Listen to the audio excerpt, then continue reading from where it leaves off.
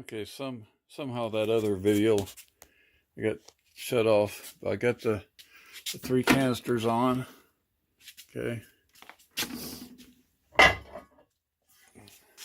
Put the lid on. There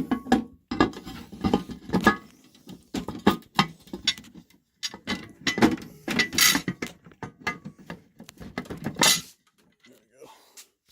The lid's on. Okay, if I can find my lock.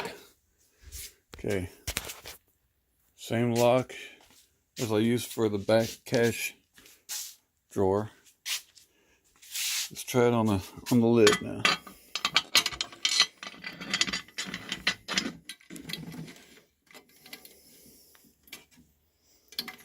Voila.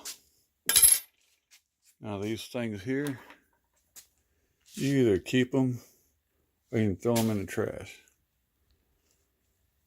That's how you change the locks out on a triple head canister. I got that from candymachines.com with the Rhino stand.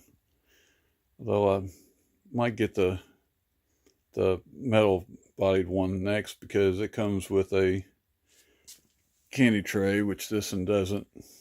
The only thing is it doesn't come with the monster stand.